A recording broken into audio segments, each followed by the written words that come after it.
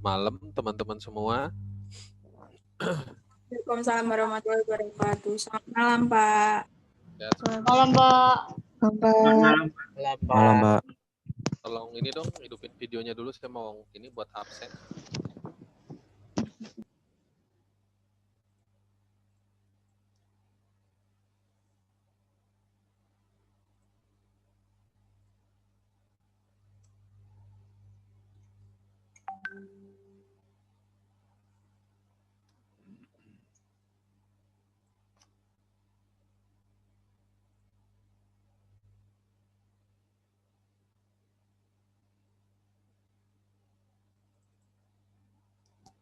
Ya, 1, 2, 3.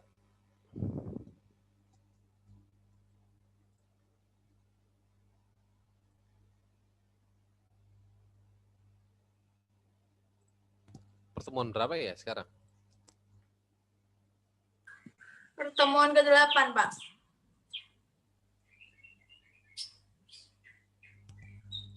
UTS-nya gimana?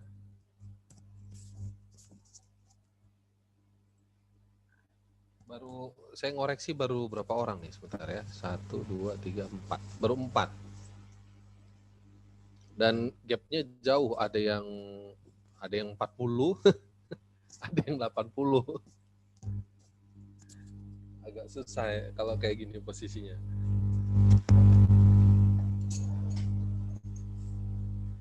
Baru 4 orang saya koreksi. Ya, nantilah dilanjut lagi. Sebentar ya. Tapi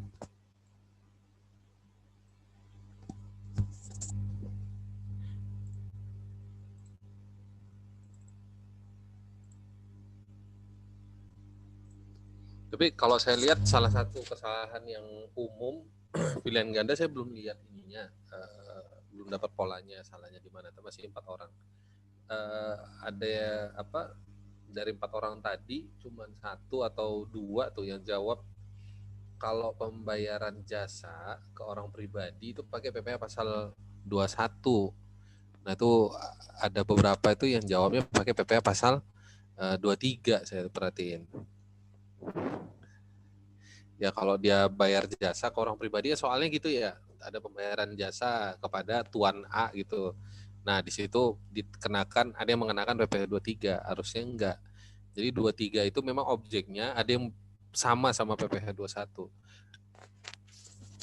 Ada yang mirip.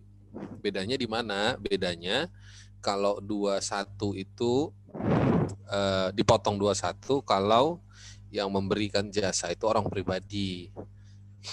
Kalau yang memberikan jasa itu badan, dipotong PPh pasal 23. Nah itu kalian ingatlah untuk ke depannya. Jadi kalau bagi yang belum saya koreksi bisa jadi nanti bisa jadi ada yang salah juga. Nah untuk ke depannya itu diingat. Oke. Sekarang kita mau ini presentasi untuk teori akuntansi persediaan. Audrey kenapa pakai masker ya? Lagi di luar, Pak. Lagi di luar. Saya pikir kamu isolasi mandiri. Enggak ya?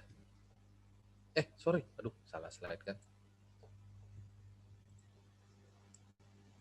Mana tadi? Ini udah? Kok yang ini sih? Sudah terlihat, Pak. Salah. Nah.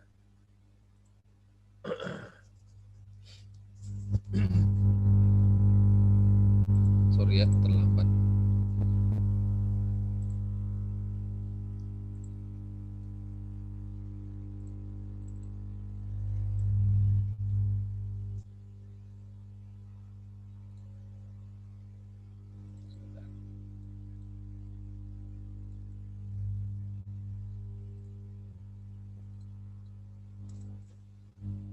Oh iya, biar makin menegangkan. Saya ngoreksi itu urut abjad. Jadi 4 orang yang dikoreksi ya bisa jadi absen yang awal-awal lah ya.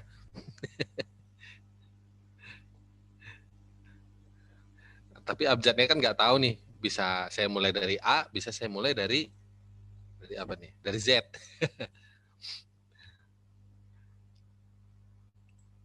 Paling nanti yang nilainya di bawah 70, saya minta kerjain tugas deh. Ya, Im. Ngerjain tugas mau ya, Im?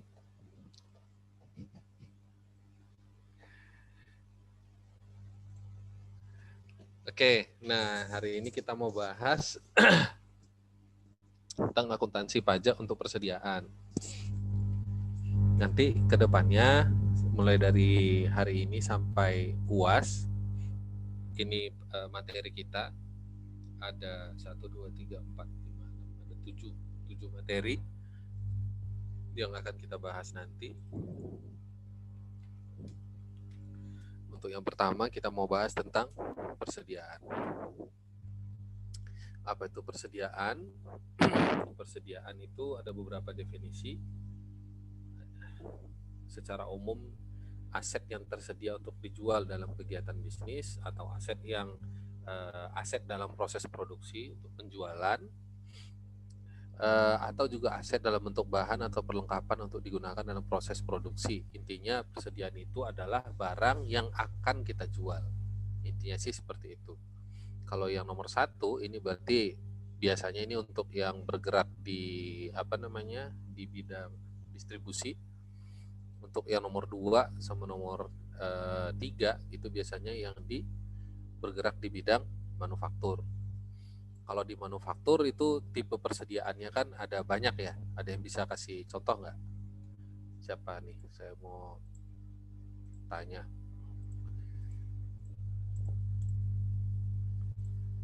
Nyari korban. Oke, Anita dia. Kalau di industri manufaktur jenis-jenis persediaannya apa aja tuh? Tuh, mana orangnya? Tidur. Halo?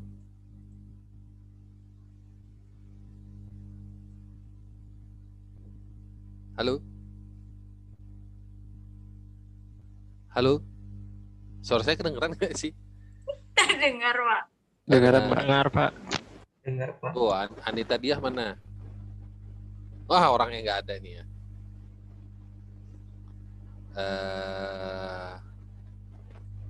Mana nih? Saya mau cari yang videonya nggak aktif ini. Siapa nih? Mana sih? Shirley 1, Shirley 2, Shirley 3. Oke, tidak ada. Masuk ke Ronaldo Mario. Ronaldo 2, 3. Tidak ada juga. Kemudian Arsita Putri. Arsita. Iya, ini berarti yang nggak ada ya orangnya ya. Shelly. Iya, Pak. Oke, ini baru ada. Shelly. Apa? Ya, Pak. Ya itu tadi pertanyaan saya. Jenisnya ada raw material, WIP, sama finished good. WIP apaan itu? Work in process, Pak. Oke, sip. Makasih ya. Ya, Pak. Siap, kita lanjut. This meeting now has unlimited. Oke. Jenis persediaan itu bisa jadi bisa tergantung. Wah, ini di slide berikutnya ternyata ada. Tergantung jenis perusahaannya. Kalau dia perusahaan dagang, jenis persediaannya bisa berupa barang dagangan dan konsinyasi. Kalau manufaktur yang kayak teman kalian bilang tadi, makasih banyak Shelly udah mau jawab. Juga ada terus di bagian bawah di sini persediaan terkait hak kepemilikan barang sesuai penyerahan saat transaksi.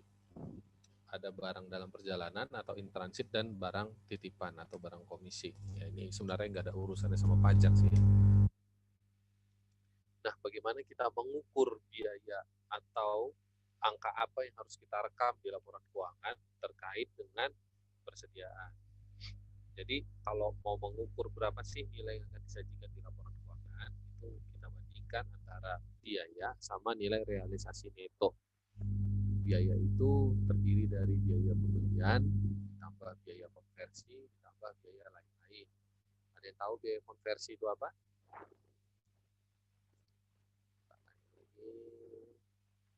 Azhar, Ya Pak, biaya konversi ini apa biaya konversi?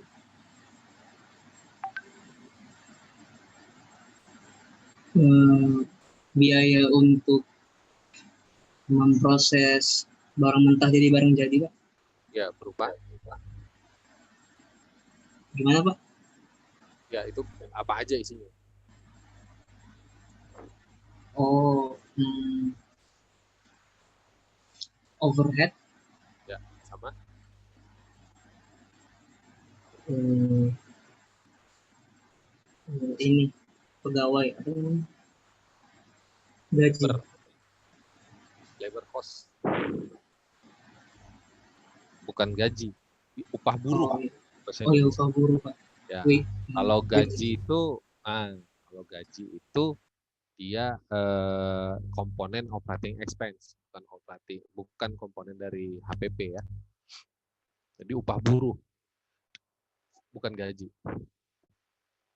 Nah, jadi di jumlah ini biaya pembelian tambah biaya konversi tambah biaya lain, itulah total biaya dibandingkan antara biaya tadi sama nilai realisasi neto. Nilai realisasi neto itu apa? Yaitu adalah estimasi harga jual dikurangi estimasi biaya penyelesaian dan biaya untuk membuat penjualan. Sebenarnya nilai realisasi neto itu sederhananya berapa harga pasar dari persediaan tadi. Mana yang lebih rendah? Kalau misalnya lebih rendah biaya, maka yang direkam adalah jumlah biaya, tapi kalau lebih rendah harga pasarnya, maka yang direkam adalah harga pasar. Kira-kira ada nggak barang yang dia biayanya itu lebih tinggi daripada harga pasar? Ada yang bisa kasih contoh? Saya mau tanya lagi. Runeva Adami. Contohnya apa itu? Bisa nggak kasih contoh kejadian di mana biayanya lebih tinggi daripada nilai realisasi neto? Runeva? Halo?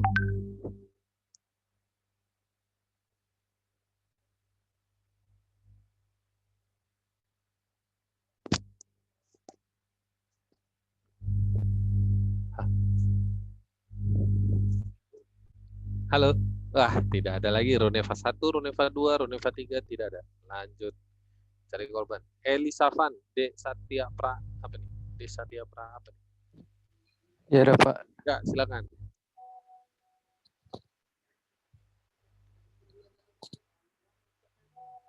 Belum tahu Pak. Belum tahu. Oke. Riki Cahyadi. Belum tahu juga, Pak. Waduh, enak juga ya jawabannya gitu ya. Semuanya belum tahu. Pak, gini-gini Pak. Idem Pak. Idem apanya? Idem belum tahu. Suta Lencana. Kamu jangan jawab belum tahu. Harus cari alternatif. Apa? Tidak tahu Pak. Oke, next. Muhammad Arif. Suta tahu nggak Suta? Silakan. Tidak tahu Pak. Aduh, nggak kreatif. Samain lagi. Arif. Rip, Belum tahu, kamu Pak. harus tahu. Kamu harus tahu loh, Rip. Namamu Arif loh. Arif itu berarti Arif artinya apa ya? Bijaksana ya? Iya, Pak. Bukan tahu, Pak. Iya juga ya. Berarti saya harus cari nama orang yang artinya tahu. Sebentar. Apa ya? Grafta nih. Grafta tahu biasanya. Graf? Biasanya orang kacamata itu karena sering membaca. Berarti pengetahuannya luas. Ayo Grafta. Hampir tahu, Pak. Hampir ya. Bahwa kalau hampir berarti belum juga. Oke, saya satu orang terakhir. Nura Riza Putri. Nah, Putri itu kan put artinya puisi ya. Berarti sering baca ini. Namanya sudah mencermin. Nur Cahaya. Nah, tuh. Udah cari, Pak, tapi belum nemu. Waduh, belum tentu juga. Oke, saya mau kasih contoh. Contoh segampangnya sih begini. Ada pabrik handphone misalnya. Nah, pabrik handphone ini membuat handphone BlackBerry. Kalian masih tahu BlackBerry kan? Atau nggak tahu? Zaman kalian udah Android semua ya? Tahu, Tahu, Pak. BlackBerry tahu Tahu, ya Pak. BlackBerry. Nah, waktu BlackBerry itu dibuat misalnya, karena awal-awal cost-nya itu anggap 100. Berjalan selama setahun, nggak laku gitu misalnya, atau belum laku semua. Tiba-tiba keluar handphone yang baru lebih canggih, Android misalnya. Nah, si Android ini langsung mengalahkan harga BlackBerry, sehingga BlackBerry tadi yang biayanya 100, misalnya tadinya laku dijual 300, ini bahkan ketika Android keluar, dijual dengan harga 20 juga nggak ada yang mau beli. Akhirnya, nilai realisasi neto si BlackBerry tadi di bawah nilai biaya. Biayanya tadi bikinnya, karena dulu membuatnya kan biaya, mungkin bahannya mahal atau macam-macam ya. Anggap cost untuk membuatnya itu 100 itu. Tapi gara-gara ada teknologi lain, ya lebih unggul, akhirnya harganya jatuh. Itu kira-kira. Jadi si BlackBerry tadi harus disesuaikan harganya. Nggak 100 lagi ditaruh di laporan keuangan, tapi 20. Oke, next. Ini apa nih? Komponen biaya, udah next. Perhitungan nilai, ini next lah, perlu. Sebenarnya ini di berikutnya sudah ada ya di slide-nya. Saya nih baca ini ya sekarang nih, sambil ngajar sambil baca nih sebenarnya. Sudah ada di sini ya, nilai realisasi sini itu gara-gara apa. Nah, sini ada nih persediaan rusak, seluruh atau sebagian persediaan telah usang, harga jual menurun, estimasi biaya penyelesaian atau estimasi biaya untuk membuat penjualan telah meningkat. Terus ada itu jurnal penyesuaian. Nah, di situ dinyatakan rugi penurunan nilai persediaan pada persediaan atau akun penyisihan. Di sini berarti sifatnya itu bisa jadi masih estimasi, belum terjadi. Kalau sifatnya masih estimasi, maka harus dilakukan koreksi fiskal positif. Oke? Kenapa? Karena di peraturan pajak kita, pembentukan estimasi atau pembentukan cadangan kerugian itu tidak diakui sebagai biaya. Itu kalian harus ingat. Kecuali, ada yang tahu nggak? Kecuali dalam hal apa tuh? Cadangan kerugian apa yang boleh kita akuin sebagai biaya berdasarkan undang-undang pajak? Shelly, silakan.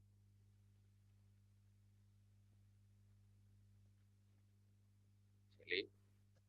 Iya, Pak. Ya, Shelly on seven, silakan dijawab. Nggak tahu, Pak. Iya. Siti Nurhaliza. Tuh. Oh, sorry, Siti Nurhaliza. Mohon maaf, Pak, di sini hujan sehingga sinyal sering hilang. Oke. Mohon maaf apabila sering keluar masuk Zoom. Kamu jangan keluar masuk kalau hujan.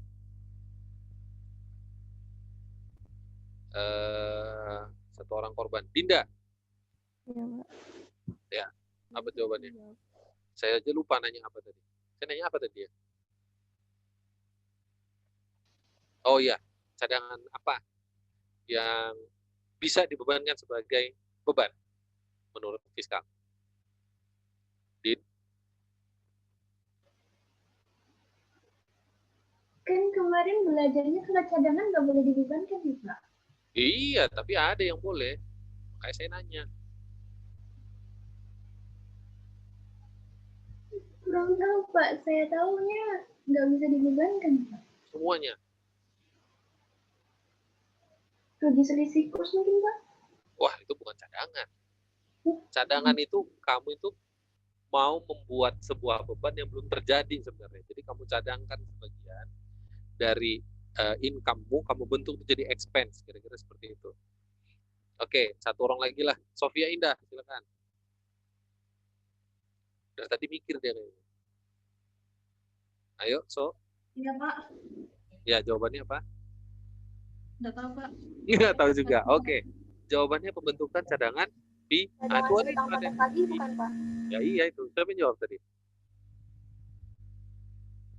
Yang jawab siapa tadi? Saya, Pak. Saya. Ya saya. Jadi ngomong namanya saya. Siapa tuh? Shirley ya?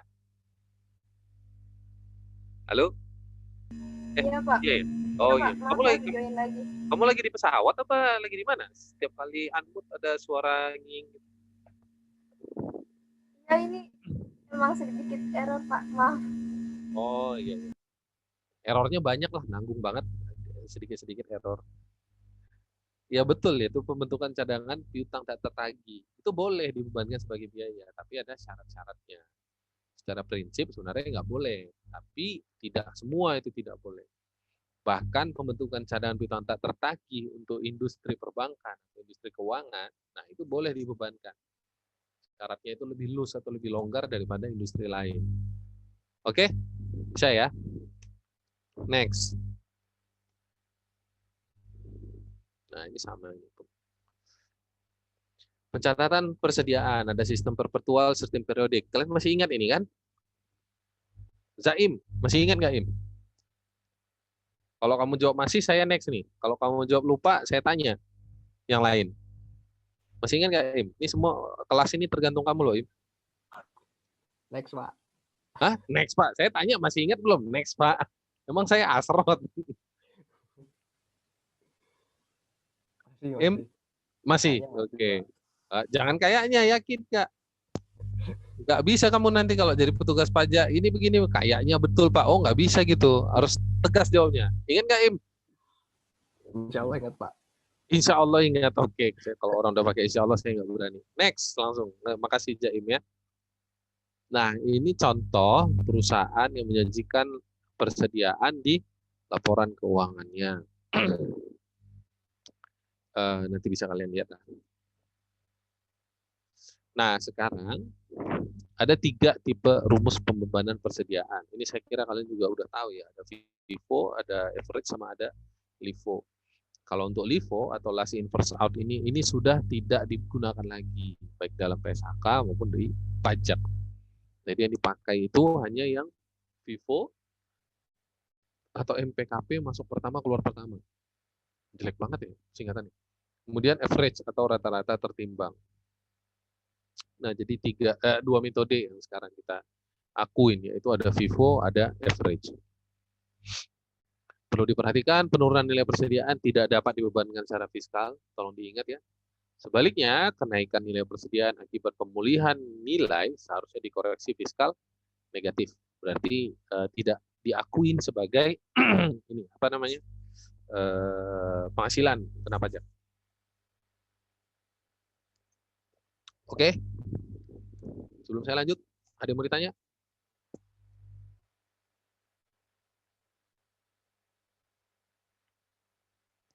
Halo? Kalau nggak ada yang ditanya, saya yang nanya. Saya hitung ya, 1 sampai 10. 1 sampai 10. Nggak ada, lanjut. Telat. Mau nanya. Siapa yang nanya? Itu tadi kenapa kok kalau yang penurunan nggak boleh nggak boleh dikoreksi, kalau kenaikan boleh, Pak? Siapa bilang?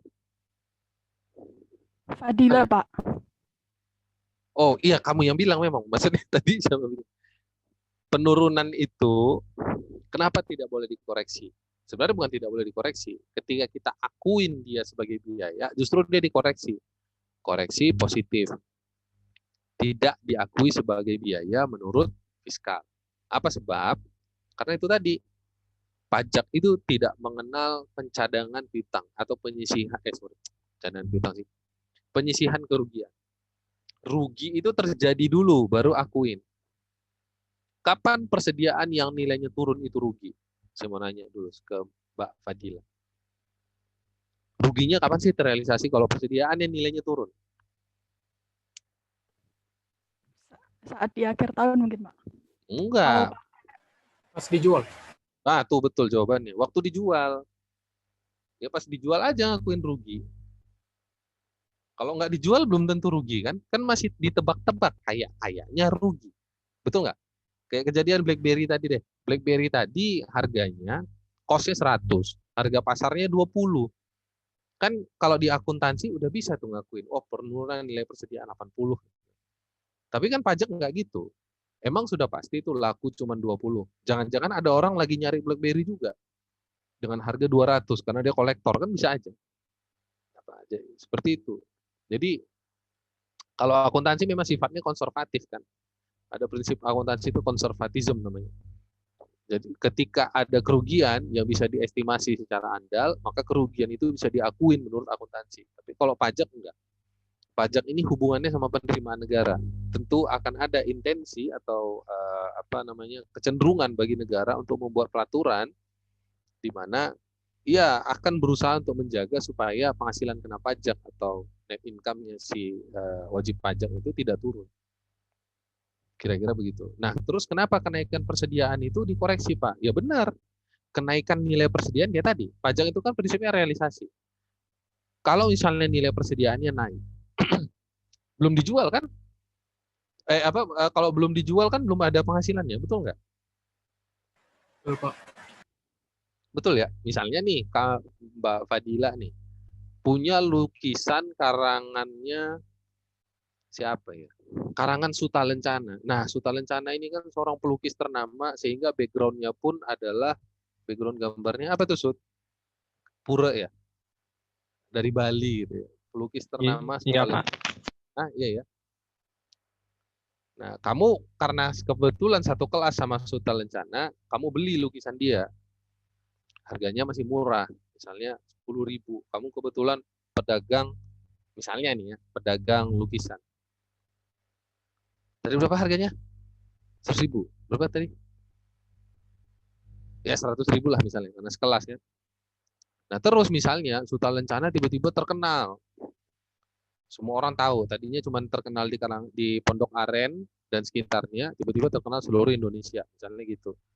Gara-gara lukisannya diposting sama Kendall Jenner misalnya. Semua orang nyari. Nah, di situ nilai lukisan yang kamu punya kan tiba-tiba naik, ya enggak sih? Betul nggak?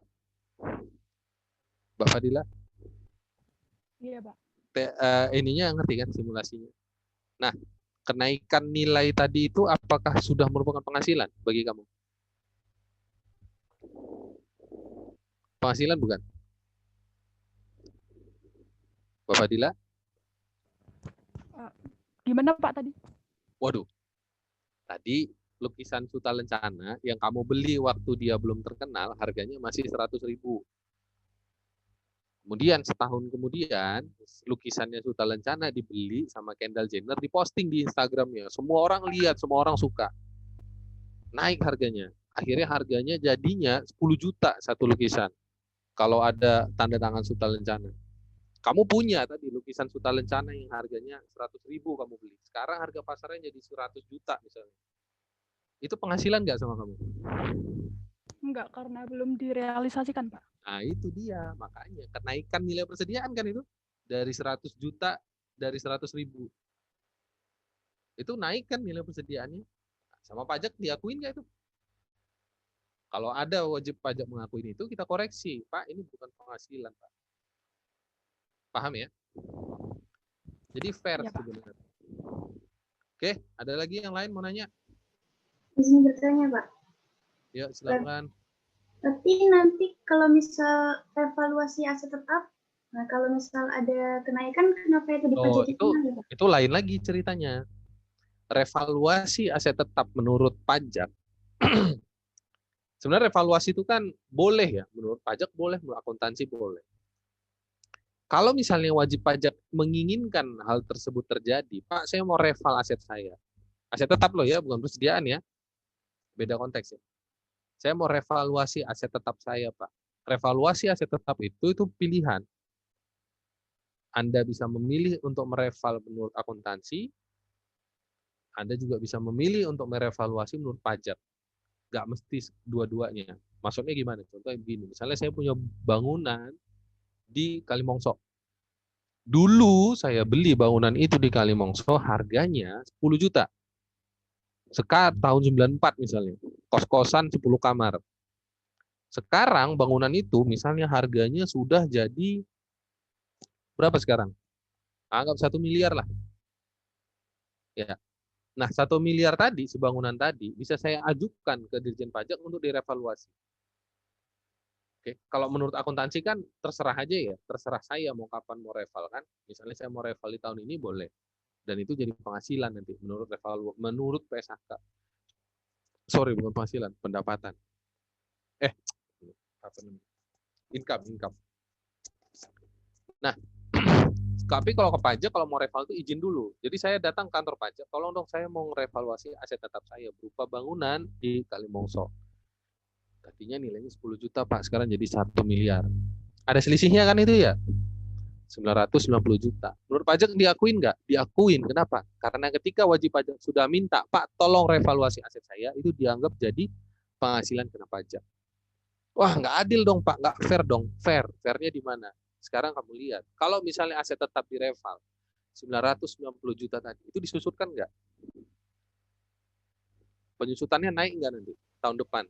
Atau misalnya itu bangunan 20 tahun umurnya, berarti 990 juta tadi akan jadi beban baru kan bagi wajib pajak. 990 juta dibagi 20, nambah expense-nya di 20 tahun ke depan. Jadi reval itu jangan lihat di satu sisi waktu dia reval aja, enak banget nih DJP, majakin segini besar. Belum tentu. Kenapa? Nanti kalau dihitung manfaat pajaknya jangan-jangan lebih bagus kalau dia revaluasi. Sebabnya apa? Itu tadi, depreciation expense dia menurut fiskal akan nambah. Paham sampai sini? Jadi kalau yang persediaan tadi bukan objek pajak karena persediaan itu tidak disusutkan ya Pak? Sebenarnya bukan nggak disusutkan. Prinsipnya kalau cuman dia itu belum direalisasi, maka tidak diakui sebagai penghasilan.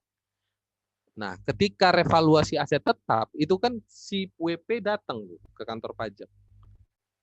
Datang dia kantor pajak, Pak, tolong dong revaluasi aset tetap saya.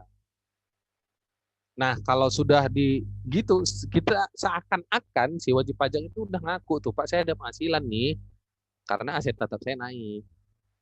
Cuman kalau misalnya itu naik, terus dipajakin kan nggak fair juga ya.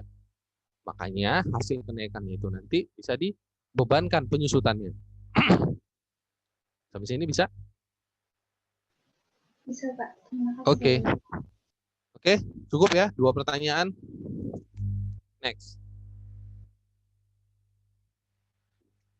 Nah, ini simulasi penghitungan terkait persediaan. Ada yang FIFO sama average.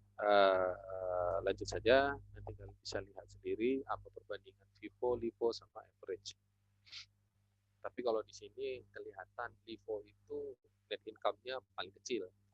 Kalau average tengah-tengah, kalau FIFO paling besar. Udah tahu lah ya sebabnya kenapa ya.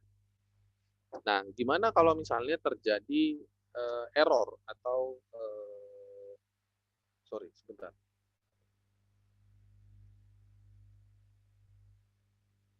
Kalau misalnya terjadi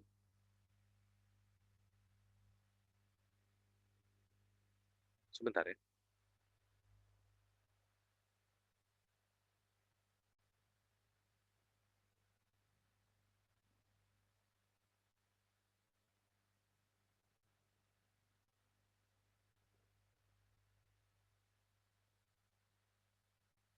Oke, kalau misalnya terjadi tadi sampai mana sih? Error atau kesalahan ketika mencatat persediaan. Sebenarnya error atau kesalahan dalam mencatat persediaan ini akan teroffset atau akan hilang dengan sendirinya di tahun depan. Nanti kalian bisa lihat di sini. Kalau di understated, nanti tahun depannya understated, kira-kira begitulah ya. Kalau yang error persediaan itu akan ternormalisasi dengan sendiri. Oke, nah masuk ke sini aja kita. Isu perpajakan terkait inventory. Apa aja sih isunya? Nah, judulnya apa sih? Di atas. Penentuan harga perolehan atau harga penjualan. Untuk transaksi yang tidak dipengaruhi hubungan istimewa, maka harga yang diakui menurut pajak adalah harga sesungguhnya yang dikeluarkan atau diterima. Sementara transaksi yang dipengaruhi hubungan istimewa adalah harga yang seharusnya dikeluarkan atau harga yang seharusnya diterima.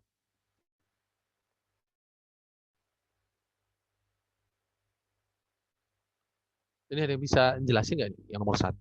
Kenapa ada cerita yang 1 jumlah sesungguhnya, yang kedua jumlah yang seharusnya? Ini kalau ada yang bisa jawab benar, tak kasih poin lebih deh ini di UTS. Silakan yang mau coba.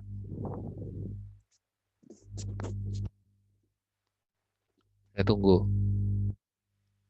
Apa sih yang dimaksud dengan ketika dia tidak ada hubungan istimewa? Kenapa ceritanya di situ jumlah sesungguhnya?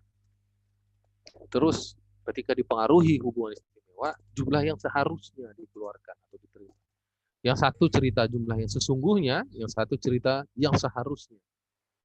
Mungkin karena kalau tidak ada hubungan istimewa itu perusahaan cenderung tidak melakukan peninggian cost gitu Pak, cost plus. Kalau ada hubungan istimewa kan mereka biasanya ada cost plus atau penurunan atau harganya HPP-nya itu biasanya diotak-atik gitu, makanya harus itu jumlah yang seharusnya. Kalau yang nggak ada hubungan istimewa kan pasti mereka harganya itu harga yang sesungguhnya. Menurut saya seperti itu. Oke, yang lain ada? Silakan dibuka kesempatan buat 3 orang. Izin menjawab, Pak. Siap, diizinkan. Kalau misalkan ada hubungan istimewa itu berarti berpeluang untuk menghasilkan harga yang tidak wajar atas transaksi. Misalnya anak perusahaan dengan induk perusahaan.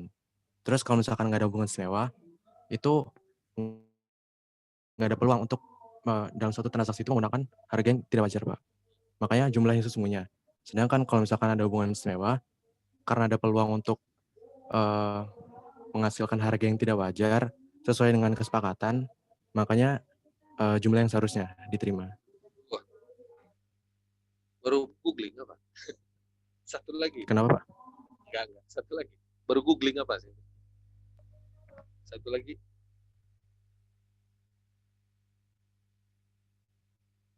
Satu orang lagi silakan.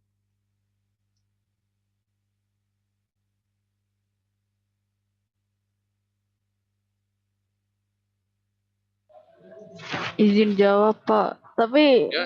hampir-hampir sama kayak yang tadi kayaknya. Oh ya nggak apa-apa. Kalau yang Tadi aja siapa tadi yang saya tanya? Dia bilang sama Pak, belum tahu. Saya bilang jangan jawab tidak tahu. Dia jawab tidak tahu juga. Ya nggak apa-apa. kalau yang tidak dipengaruhi hubungan istimewa kan ya karena nggak ada hubungan apa-apa kayak cuman pembeli sama penjual biasa, berarti dia sesuai harga yang dikeluarkan atau diterima, nggak ada hubungannya, nggak ada pengaruhnya apa-apa. Kalau yang dipengaruhi hubungan istimewa, dia harganya bisa dinaikin atau bisa dikurangin sesuai kepentingan masing-masing.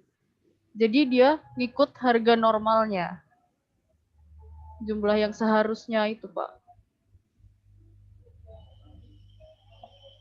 Oke.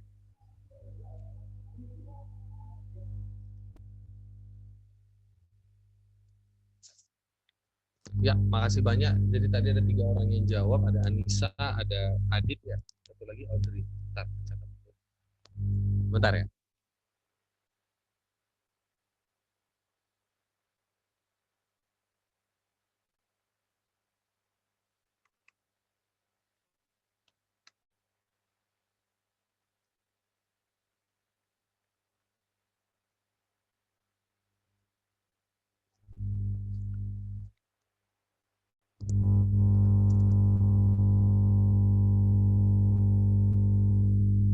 Nama kalian nggak ada double-nya kan? Maksudnya apa ada 2 Audrey di satu kelas ini? Enggak kan ya? Adit juga enggak kan ya? Enggak ada, Pak. Ada, oke. Ya, Nggak makasih ada banyak. yang dapat. Jawaban kalian ya 3-tiganya sama sebenarnya. Ya jawabannya benar. Jadi kalau ada hubungan istimewa, umumnya harga itu akan jadi tidak wajar. Tapi kalau dia tidak ada hubungan istimewa, harganya diasumsikan wajar. Wajar itu gimana? Gampangnya harga wajar itu adalah harga yang berlaku sesuai dengan mekanisme pasar. Itu. Pasarannya gimana pasar bekerja, itulah harga wajar. Harga yang dipengaruhi oleh hukum permintaan sama hukum penawaran. Ada kekuatan permintaan berapa, ada kekuatan penawaran berapa. Itulah harga yang berlaku, harga wajar. Bahasa kerennya harga yang sesuai dengan arm's length principle atau prinsip kewajaran dan kelaziman usaha. Nah, kalau dia ada hubungan istimewa, harganya cenderung tidak wajar. Kenapa? Karena ada hubungan istimewa. Hubungan istimewa itu dapat terjadi karena 3 hal. Yang pertama, karena ada hubungan kepemilikan. Yang kedua, karena adanya hubungan penguasaan melalui manajemen atau teknologi. Yang ketiga, karena adanya hubungan darah, hubungan kekeluargaan melalui hubungan darah atau semenda perkawinan. Jadi misalnya Audrey kamu punya saudara nggak? Adik, kakak?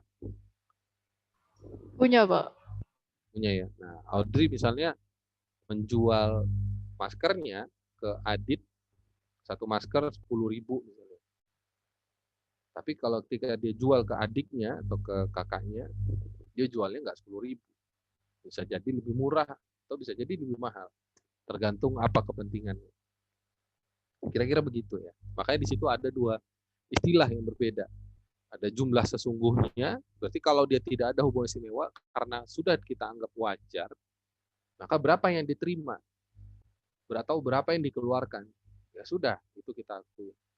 Tapi ketika dia transaksinya ada hubungan istimewa, karena 3 hal tadi, karena kepemilikan, karena penguasaan, atau karena hubungan darah, maka jumlah yang sesungguhnya mereka keluarkan atau mereka terima itu bisa jadi tidak wajar.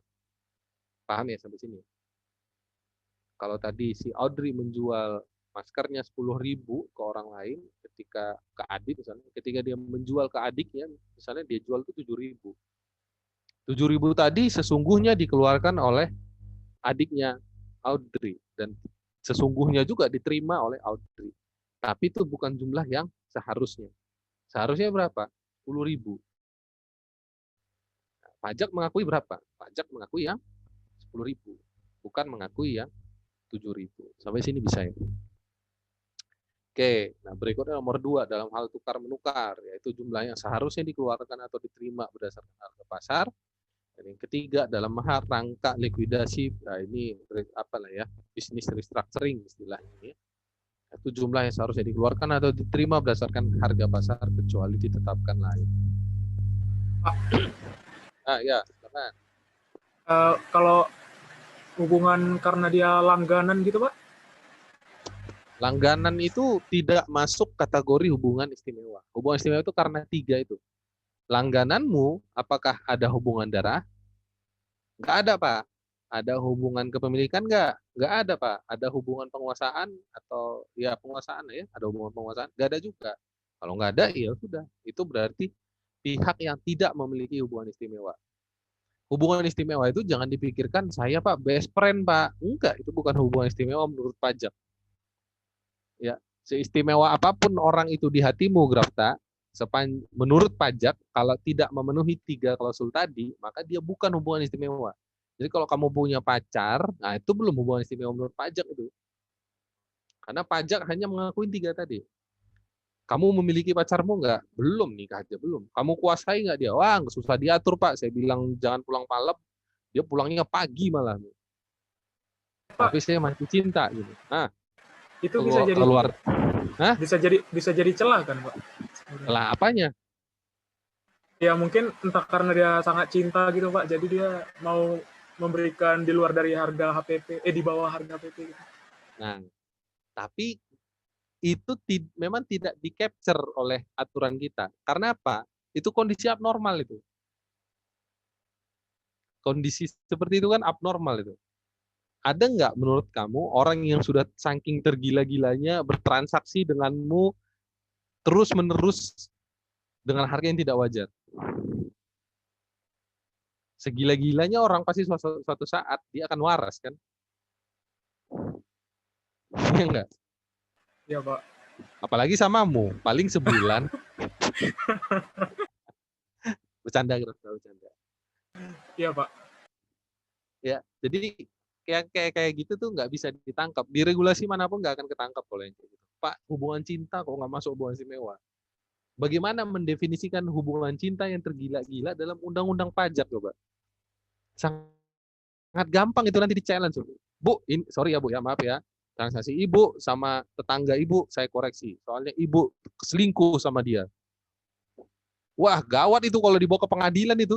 Kamu harus buktikan dulu perselingkuhan itu kan. Sebelum membuktikan itu wajar atau tidak, harganya buktikan dulu. Benar nggak itu selingkuh? Wah, susah, berat. Jadi kalau urusan perasaan kita nggak masuk ke situ ya, Grafta ya. Iya, Pak. Iya, masalah hati nggak bisa. Itu urusan yang berbeda lah. Negara tidak mencampuri hati kita. Ngeri kali bahasanya. Oke, kita lanjut. Pengalihan harta yang memenuhi pasal 4, ini apa sih? Pengalihan harta yang tidak memenuhi pasal 4 ayat 3. Dasar penilaian bagi, ini tukar-menukar harta. Tukar-menukar. Kita lihat contohnya. Nah, ini. Contoh. PTA memiliki harta X, menukar hartanya dengan PTB, hartanya. Ini tukar-tukaran lah ini ya. Nilai sisa bukunya menurut PTA. Jadi yang tahu ini cuma PTA nih. Nilai sisa buku 10. PTB membukukannya 12. Ini yang tahu juga cuma PTB. Tapi harga pasarnya dua-dua ini kan tahu ya. Si PTA tahu harga pasar harta Y, si PTB juga tahu harga pasar harta X. 20 juta. Karena sama harganya, mereka tukar-tukaran. Ketika terjadi pertukaran, tidak ada terlibat uang kas di sini. Kenapa? Karena sama-sama tahu. Ya. Sama-sama tahu kalau ini harganya 20. Nah, gimana pajaknya itu bisa dilihat di bawah. Nanti PTA akan mengakui keuntungan 10 juta. Kenapa? Karena nilai sisa bukunya menurut dia 10 dan PTB akan mengakui keuntungan 8. Next. Gimana kalau misalnya PTA dan PTB melakukan peleburan atau membentuk badan baru yaitu PTC? Ini sama. Yang diakui sebagai keuntungan tetap adalah harga pasar. PTA di sini nilai sisa buku hartanya itu 200, harga pasar 300. Kalau PTB 450, ya tinggal dikurangi aja. Mudah lah, tinggal dilihat. Nah, gimana kalau misalnya ini ada perusahaan menyerahkan barang untuk dibuat sebagai pengganti saham. Jadi dia nggak ngasih uang, tapi ngasih barang. PX menyerahkan 20 unit mesin bubut nilai buku 5 juta pada PTY, nilai nominalnya dia dapat saham dengan nilai nominal 20 juta. Harga pasarnya itu 40 juta harga pasar mesin bubutnya itu. Maka si PTY akan mencatat mesin bubut sebagai aktiva 40 juta, bukan sebagai penghasilan. Selisihnya antara nominal saham dengan nilai pasar bukan 40 juta dikurangi 20. Jadi harganya di sini 20 juta. Bagi WPX itu untung. Keuntungannya 40 juta harga pasar mesin bubut tadi dikurangi 25 juta. 25 juta itu nilai bukunya.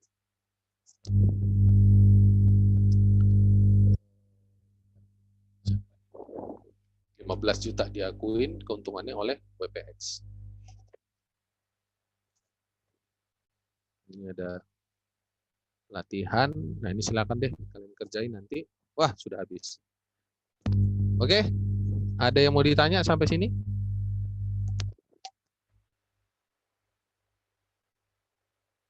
Belum, Pak. Belum ada? Ya, kalau tidak ada, saya absen ya. Adit, tadi ada ya? Adit. Afifah? Hadir, Pak. Afifah? Hadir, Pak. Afifah hadir. Ahmad, Naufal? Hadir, Pak. Amalia? Hadir, Pak. Hadir. Anita? Dia? Hadir, Pak. Hadir. Mana kamu tadi? Anissa? Hadir, Pak. Hadir. Habis itu Arsita? Arsita tidak ada. Arsita 2, Arsita 3, Tidak ada. Nanti suruh hubungi saya ya. Audrey, Hadir, Pak. iya. Aurora, kamu udah ngantuk ya? Aduh, blok. Aurora, mana Aurora? Aurora hadir, Pak. Tadi ada. Hadir, Pak. Mana, Pak? Oh, iya. Oke.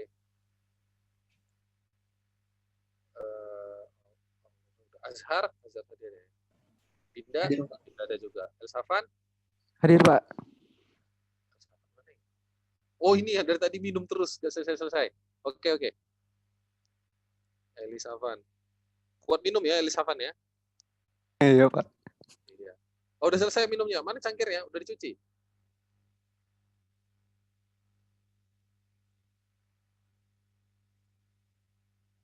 Elisafan. Kamu orang apa ya? Elisafan Dwika Satya Praja. Orang Jawa, Pak.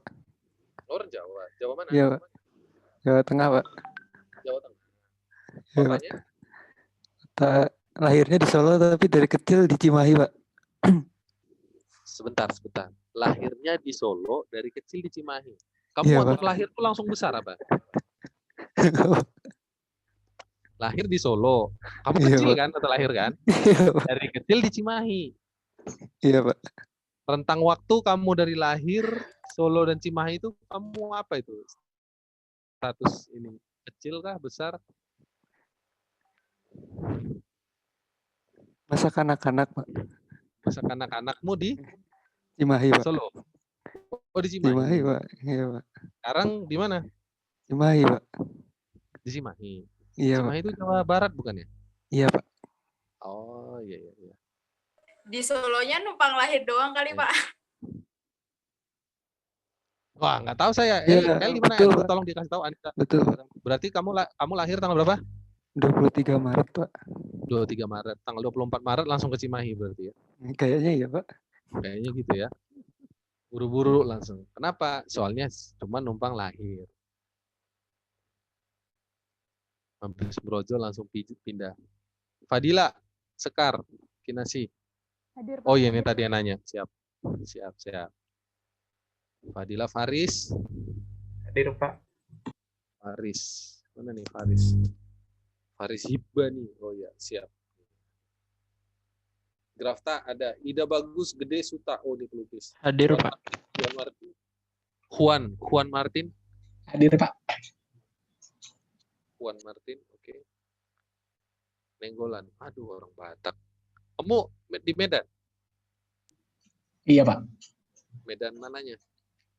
Di belakang kantor kepolisian daerah, Pak. Kantor kepolisian daerah. Medan Amplas, Pak.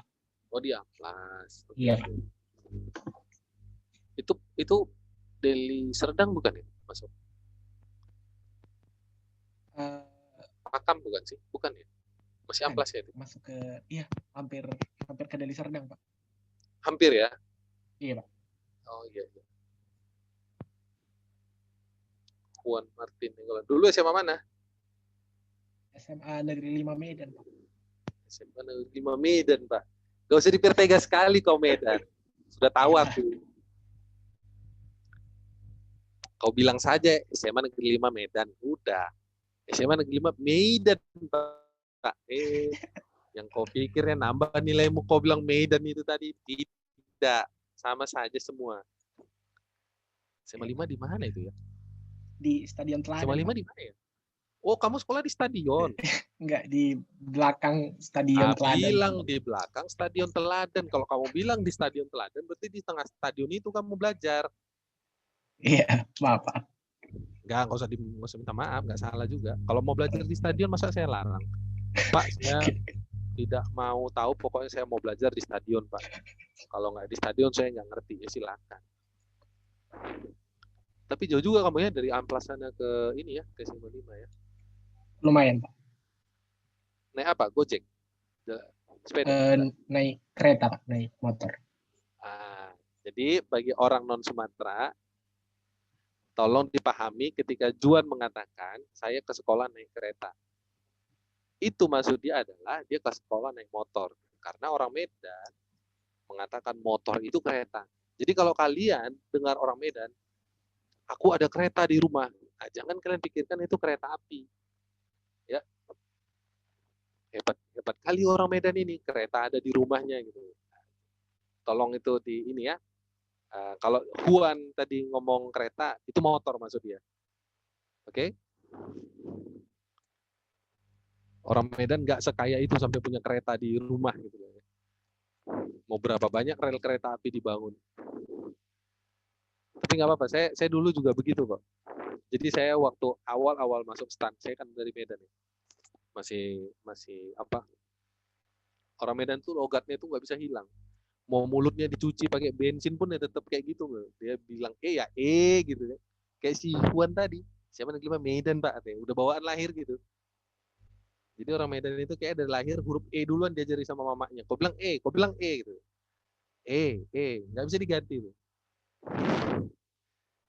Jadi memang, jadi waktu saya pertama kali masuk STAN, saya ingat tuh ada satu kelas saya itu pengantar perpajakan. Nama dosennya Pak Izudin, mungkin masih ngajar kali itu sekarang.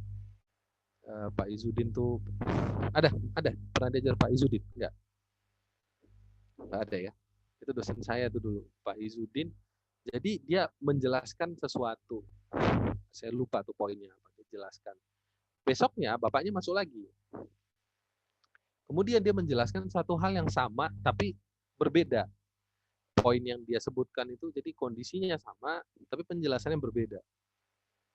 Nah, sifat orang Medan ini ada salah satu sifat orang Medan itu apa ya? Rada nyablak orangnya. Perhatikan aja si Huan inilah. Atau si Azhar kayak orang Medan juga ya. Itu agak mulutnya kurang bisa untuk dijaga gitu. Kapan dia bisa ngomong, dia akan ngomong. Saya tanya, Pak, saya nggak tanya, Pak, tapi semalam Bapak bilang kayak begini gitu. Saya bilang semalam. Kontan waktu itu kebetulan bentuk kelasnya itu kayak kelas studio begitu ya. Semua orang ngelihat ke saya. Saya bingung, kenapa orang ini ngelihat saya?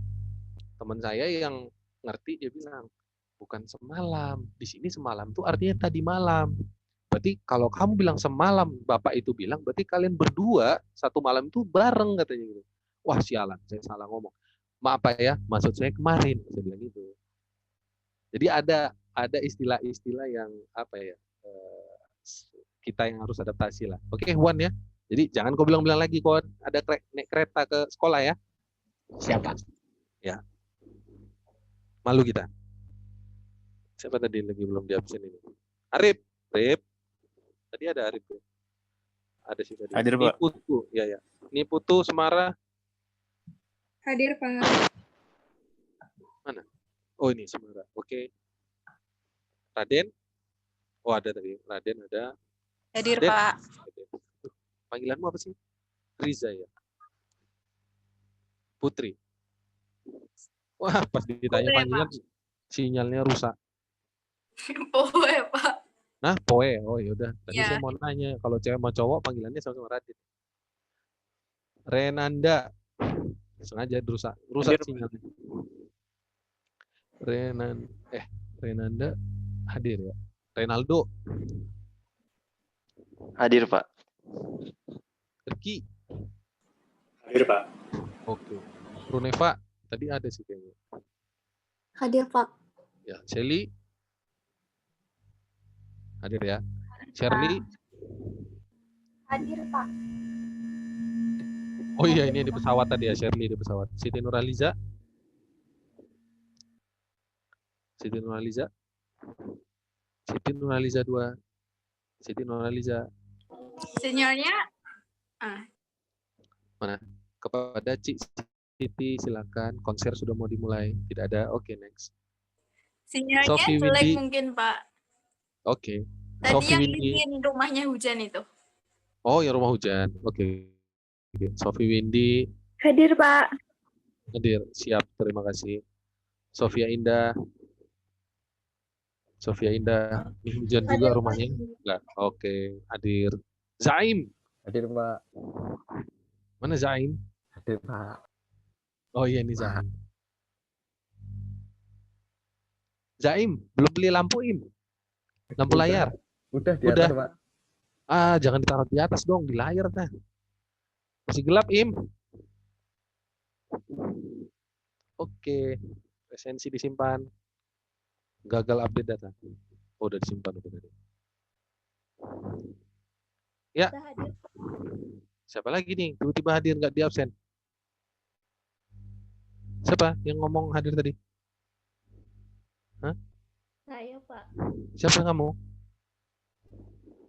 Saya Arsita. Oh, Arsita. Oke. Kamu memang di kelas ini kan? Oh iya ada. Arsita Putri Ajis ya. Nama bapakmu Ajis ya? Iya, Pak. Oh. Waduh. Kayaknya masa sekolahmu berat ini. Begitu orang tahu absenmu, orang langsung tahu nama orang tuamu. Ya tahu lah ya, pas sekolah dulu kan nama orang tua rahasia terbesar anak SD sama SMP kan. Ya, makasih banyak. Mohon maaf kalau ada yang salah. Semoga kita semua sehat-sehat. Ketemu lagi kapan? Tahun depan? Bukan? Kapan sih? Minggu depan ya? Minggu depan, Pak. Minggu depan itu tanggal 10. 10. Depannya lagi tanggal 17. Saya tanggal 17 tidak bisa ngajar. Cari hari ya. Soalnya saya presentasi di University of Exeter. Jadi saya diundang jadi pembicara di sana. Tapi online. Nggak ke UK. Harusnya saya ke Inggris harusnya. Cuman gara-gara pandemi nggak jadi. Akhirnya pembicaranya online. Saya ngisi satu sesi di situ. Kalau kalian mau ikut daftar aja, nanti saya kasih linknya. Tapi berbahasa Inggris ya. Kalau mau ikut, mau ikut. Kalau mau lihat bisa. Nanti saya kasih linknya. Saya presentasi paper saya sama senior kalian juga, siapa Mas Andreas. Jadi tanggal 17 saya nggak bisa karena saya present dari jam berapa tuh ya? Kayak jam 9 waktu sini deh.